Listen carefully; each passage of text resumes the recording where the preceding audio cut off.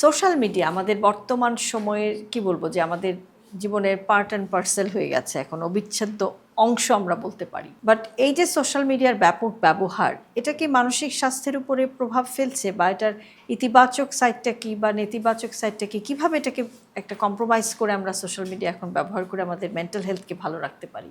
চমৎকার question, burning question, মানে issue, that is burning issue now. দেখুন, সোশ্যাল মিডিয়া হচ্ছে একটা টুল, আর যে কোনো টুলের একটা ইতিবাচক নেতিবাচক উভয় দিকই আছে। যখন আপনি পজিটিভলি ইউজ করতে পারবেন না, নেগেটিভলি করবেন, তখন নেগেটিভ রেজাল্টই আসবে। আবার আপনি যখন সেটিকে পজিটিভলি ইউজ করছেন, তো পজিটিভ রেজাল্ট আসবে। ঠিক একইভাবে সোশ্যাল মিডিয়ার পারপাসটা কি এখানে? পারপাসটা হচ্ছে যে আপনাকে যাতে কানেক্টেড থাকতে পারেন মানুষের সাথে, আপনার ভালো দিক মন্দ দিক হোয়াট এভার আপনি সেটিকে শেয়ার করতে পারেন, বা আপনার বিজনেস থাকলে বিজনেসকে যাতে অ্যাক্সিলারেট করতে পারেন, আপনার যাতে করে আপনার আত্মীয় স্বজন বা সবার সাথে কানেক্টেড থাকতে পারেন, ইনফরমেশন আপনি নিউজ পেতে পারেন, ইনফরমেশন পেতে পারেন, ইনফরমেশন জানাতে পারেন। যেমন আপনি জানাবেন সোশ্যাল মিডিয়ার মাধ্যমে, আমাদের এই ভিডিওটা মানুষ শুনবে সেই সোশ্যাল মিডিয়ার মাধ্যমে। তো এই যে ভালো দিক, যে আমি ভালো কিছু জানা বা ভালোভাবে ইউটিলাইজ করা, কিন্তু আনফরচুনেটলি আজকে আমাদের অনেক খারাপ দিক হয়ে যাচ্ছে। যদি আমরা কয়েকটি বিষয় মেনশন করি, যেমন হচ্ছে অন্যকে বুলিং করা সোশ্যাল মিডিয়াতে। ধরুন আমার মন মতো কিছু হয়নি, আমি আরেকজনকে আননেসেসারি একটা কমেন্ট করে দিয়েছি। এই কমেন্টটা তাকে কিভাবে এফেক্ট করবে সেটা আমি বিবেচনা না করে আমি জাস্ট তাকে আমার মন মতো, আমার স্বাধীনতা আছে, মানে সব স্বাধীনতার মতো করে নিতে নেই, আবার সব স্বাধীনতাকে স্বাধীনতা ভাবতেও নেই। এটি আবার আমাদের জন্য চ্যালেঞ্জ হয়ে যায় অনেক সময়। যে আমরা যারা সোশ্যাল মিডিয়াতে কাজ করি, আমার মনে হয় যে আপনিও এটা ফেস করেন, রাইট, নেগেটিভ কমেন্টস, হ্যাঁ, আসে একজন তার মতো করে জাজ করেন আসলে। রাইট, বাট এটা তার পারসেপশন, দে মে জাজ। বাট এখানে যে জায়গাটা অ্যাজ এ হোল আমাদের সচেতন হওয়া উচিত, যে আমি আরেকজনের ইমোশন ডিস্টার্ব করব না, বা আরেকজনও যাতে আমার ইমোশন ডিস্টার্ব না করে সেদিকে সচেতন থাকা। অনেক মানুষ যেমন কমেন্ট করার মাধ্যমে তাকে, কিংবা অন্য মানুষকে গালিগালাজ করার মাধ্যমে তাকে ডিমোরালাইজ করা, বুলিং করা, ডমিনেট করার চেষ্টা করে, এগুলো হচ্ছে নেগেটিভ ইফেক্ট। আবার আরেকটি নেগেটিভ এফেক্ট যদি আমরা বলি, সেটা হচ্ছে যেমন কম্পেয়ার করা, কম্প্যারিজন ট্র্যাপে পড়ে যাওয়া। সোশ্যাল মিডিয়াতে কাউকে সফল হতে দেখেছে, সে ভালো পারফর্ম করছে, তো তার মতো আমার কেন হচ্ছে না, তার মতো আমি কেন পারবো না, আমার কেন হবে না, এই যে তাকে দেখে তার জায়গা নিজেকে রেখে মূল্যায়ন করতে শুরু করা, ইরিসপেক্টিভ অফ কনসিডারিং মাই ব্যাকগ্রাউন্ড, আমি কোন অবস্থায় আছি, কিভাবে আছি, আমার স্কিল আছে কিনা, ক্যাপাবিলিটি আছে কিনা, আমার সেই পজিশন আছে কিনা বা সক্ষমতা আছে কিনা, আমার সেই প্যাশন পারপাস আছে কিনা, সেটিকে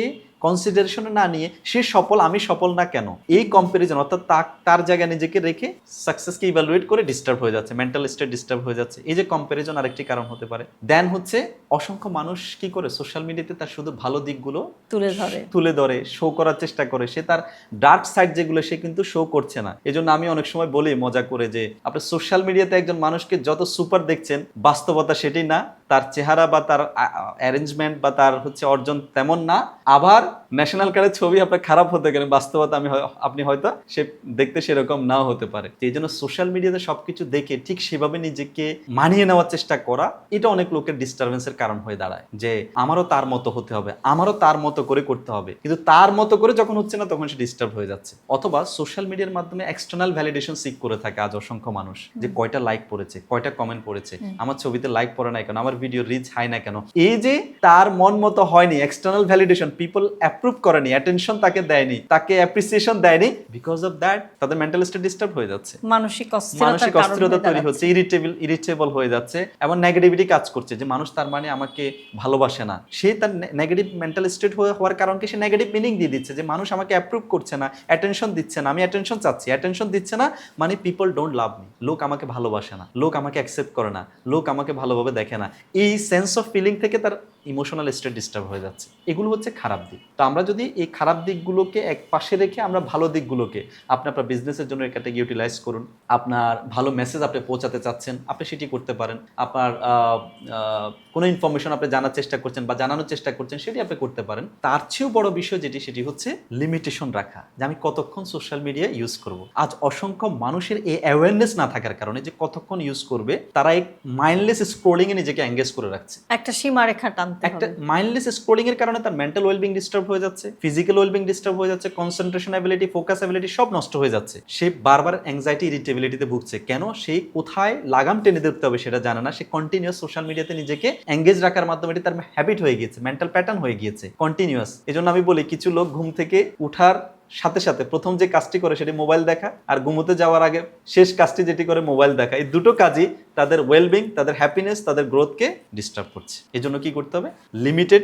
লিমিট করতে হবে, যে আমি কতক্ষণ ইউজ করব সেটি লিমিটেশনে রাখা, এবং খারাপ দিক থাকবে, খারাপ দিক যাতে আমাকে এফেক্ট না করতে পারে সে বিষয়ে সচেতন থাকা, ভালো দিকগুলোকে, পজিটিভ সাইডগুলোকে সামনে রেখে এগিয়ে যাওয়া। কারণ লাইফ আপনি সবকিছু কন্ট্রোল করতে পারবেন না, যেটা আপনার অ্যাটলিস্ট নিয়ন্ত্রণে, যেখানে আপনি নিজেকে কন্ট্রোল করতে পারেন, নিজেকে ম্যানেজ করতে পারেন, ডিল করতে পারেন, you try to manage that's all. Anxiety, depression এবং স্যাডনেস বা দুঃখ, এই তিনটা টার্মকে আপনি যদি একটু আমার দর্শকদের জন্য সুন্দর করে এক্সপ্লেইন করেন। খুবই ইম্পর্টেন্ট কোয়েশ্চেন। দেখুন, প্রথমত হচ্ছেন কি তিনটা ক্লাসিফিকেশনের বিষয়, তিনটা অবস্থা। তো আমরা যদি প্রথমে স্যাডনেস বলি, যে স্যাডনেস অর্থাৎ দুঃখ, হ্যাপিনেসের অল্টারনেট হচ্ছে স্যাডনেস, অর্থাৎ আপনি যখন হ্যাপি না, সুখী না, তখন আপনি দুঃখী। তো দুঃখ বা স্যাডনেস বা আনহ্যাপিনেস যেটাই আমরা বলি, সেটি হচ্ছে নেগেটিভ মেন্টাল স্টেট বা আনরিসোর্সফুল মেন্টাল স্টেট। অপরদিকে ডিপ্রেশন কি? ডিপ্রেশন হচ্ছে, এখানে ডিউরেশনের কিন্তু দুটো কিন্তু দেখতে সমান মনে হলে, মানে হতাশা, আপনার অবসাদ বা আমাদের যে দুঃখ বা স্যাডনেস, দুটো দেখতে এক মনে হলেও কিন্তু ভিন্নতা আছে দুটোর মধ্যে। স্যাডনেস হচ্ছে আপনার সাময়িক সময়ের জন্য, যে আপনি কোনো না কোনো কারণে কারো একটি কথা আপনার ভালো লাগেনি, মনের মতো খাবারটি খেতে পারেননি, কিংবা মনের মতো পোশাকটি আপনার কিনতে পারেননি, জায়গায় যেতে পারেননি, আপনি এখন মন খারাপ করেছে, স্যাড হয়েছেন। সেটা আবার কিছুক্ষণ পরে বা কিছু সময়, অল্প সময়ের জন্য, দ্যাট মে রিজলভ, এটা চলে যেতে পারে, আবার আপনি হ্যাপি হতে পারেন। মানে একটা ট্রিগার, হ্যাঁ, একটা ট্রিগার আসলে আবার আপনি হ্যাপি হয়ে যেতে পারেন, পজিটিভ ট্রিগার আসলে। আর অপরদিকে ডিপ্রেশন কি বা অবসাদ কি? সেটি হচ্ছে যখন আপনি 2 সপ্তাহ বা তারও অধিক সময়, প্রলং টাইম স্যাডনেসের ভিতর দিয়ে যাচ্ছেন, মন খারাপ, আপনার কনসিস্টেন্টলি আপনি এটা ফিল করছেন, আপনার 2 সপ্তাহ বা তার অধিক সময় ধরে আপনার মন খারাপ হচ্ছে, সেটা ডিপ্রেসিভ স্টেট। তো ডিপ্রেশনের স্টেটকে আরও বেশি সহজে যদি আমরা বুঝতে চাই, তাহলে ধরুন আপনার বডিতে যখন হ্যাপি হরমোনগুলোর অ্যাবসেন্স দেখা দেয়, যেমন ডোপামিন, সেরোটোনিন, এন্ডোরফিন, অক্সিটোসিন, এগুলোকে বলে হ্যাপি হরমোন। যখন আমাদের গ্ল্যান্ডগুলো ভালোভাবে এটি প্রডিউস করতে পারছে না, বা এই হ্যাপি হরমোনগুলো আমাদের বডিতে ইউটিলাইজ হচ্ছে না, তখনই আমাদের বডিতে ডিপ্রেশন দেখা দেয়। তখন আপনার বডিতে স্ট্রেস হরমোন, যেমন কর্টিসল, অ্যাড্রেনালিন, এই দুটোর মাত্রা, স্ট্রেস অ্যান্ড ইমার্জেন্সি হরমোন যেটা, এগুলোর মাত্রা বাড়তি থাকে। অপরদিকে আপনার হ্যাপি হরমোন যেগুলো ডোপামিন, এন্ডোরফিন, সেরোটোনিন, অক্সিটোসিনের মাত্রা কম থাকে বা প্রপারলি প্রডিউস হচ্ছে না, তখন আপনি ডিপ্রেসিভ ফিল করে থাকেন। তখন কি হবে? তখন আপনার ভালো কাজও ভালো লাগবে না। যে কাজ আপনার আগে খুব ভালো লাগতো, সেই কাজ এখন আর ভালো লাগছে না।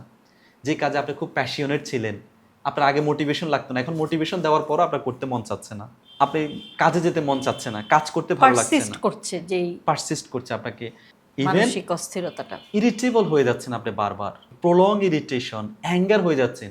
যার সাথে খুব ভালো সম্পর্ক ছিল আপনার, তার সাথে আপনি অ্যাংরি হয়ে যাচ্ছেন, তার সাথে আপনার সবসময় এক মুড সুইংয়ের মধ্যে যাচ্ছেন আপনি, একটু ভালো আবার ডিপ্রেসিভ, আবার একটু হয়েছে আবার ডিপ্রেসিভ, মুড সুইং আপনার ভিতর চলছে, লো ফিল করছেন, লো মোটিভেটেড, লো এনার্জি, শুয়ে থাকতে ইচ্ছে করে সারাদিন। আগে যে কাজগুলোর জন্য উইল পাওয়ার লাগতো না, এখন উইল পাওয়ার দেওয়ার পরও সেগুলো হচ্ছে না, ইচ্ছা শক্তি থাকার সত্ত্বেও সেটা হচ্ছে না। নিজেকে আইসোলেট করে রাখা একই জায়গায়, আশপাশে মানুষ আছে, মনে হয় যেন সবাই থাকা সত্ত্বেও কেউ নাই আমার আশপাশে, অর্থাৎ আপনি you are surrounded by people externally but isolated or separated internally. আপনার আশপাশে মানুষ আছে, আপনি দেখতে পাচ্ছেন, but internally you are feeling that no one is here to take care of me, কেউই নেই আমাকে কেয়ার করার মতো। আপনি আইসোলেটেড ফিল করছেন, খুব হেল্পলেস ফিল করে, হোপলেস ফিল করছেন, এবং আপনি মনে হয় আপনার ফিউচারকে আপনি দেখতে পাচ্ছেন না, ফিউচার ইজ ব্লক, আপনার কাছে মনে হচ্ছে যে আমার জীবনে আর কোনো কিছু তেমন নেই। এটি মারাত্মক। কেন? ডিপ্রেশনের কারণে মানুষ অনাকাঙ্ক্ষিত ঘটনার সম্মুখীন হয়ে থাকে। এটির একটি অন্যতম কারণ হচ্ছে তার নিউরন কোনো ফিউচার দেখতে পায় না। একটা পর্যায়ে এরকম হয় যে এটা খুব কমন, তাই না, যে এতটাই ডিপ্রেশনে মানুষ চলে যায় যে নিজের জীবনটাও তখন, যেটা সবচেয়ে বেশি ইম্পর্টেন্ট আমাদের কাছে, সবচেয়ে ভ্যালুয়েবল, সেটাকে শেষ করে দিতেও কিন্তু আমরা অনেক সময় দ্বিধাবোধ করি না। হ্যাঁ, এটা হয়, কারণ হচ্ছে সেলফ কেয়ারের যে সেন্স সেটাই তার চলে যায়। সে তার নিজের লাইফকে গুরুত্ব দিতে হবে, তার জন্য গোল সেট করা, ফোকাস করা, ডিসিশন নেওয়া, এগুলো তার জন্য তখন গুরুত্বপূর্ণ না। কেননা তার নিউরন তখন ব্লক হয়ে আছে, তার নিউরনের কাছে কোনো পারপাস নেই, কাজ করতে পারছে না। তাকে যে যেমন ডোপামিন তাকে মোটিভেটেড ফিল করাবে, রিওয়ার্ড ফিল করাবে, যে তুমি একটির পর আরেকটি করো, তো সেই ডোপামিনের অ্যাবসেন্স হয়ে আছে, সে ডোপামিন আর নেই। তাকে যে মুড ঠিক রাখবে, হ্যাপি রাখবে, সে সেরোটোনিন সেটি কাজ করছে না। তার যে এন্ডোরফিন, সে যদি এন্ডিউরেন্স ফিল করবে, শক্তিশালী ফিল করবে, সে যে নিজেকে নিয়ে খুবই এনথুজিয়াস্টিক ফিল করবে, কাজ করার জন্য ড্রাইভ করবে, সেটি তো তার আসছে না, সেগুলো কমে গিয়েছে অথবা প্রডিউস হচ্ছে না। তখন কি হচ্ছে, তখন সে এই ধরনের চ্যালেঞ্জের ভিতর যাচ্ছে।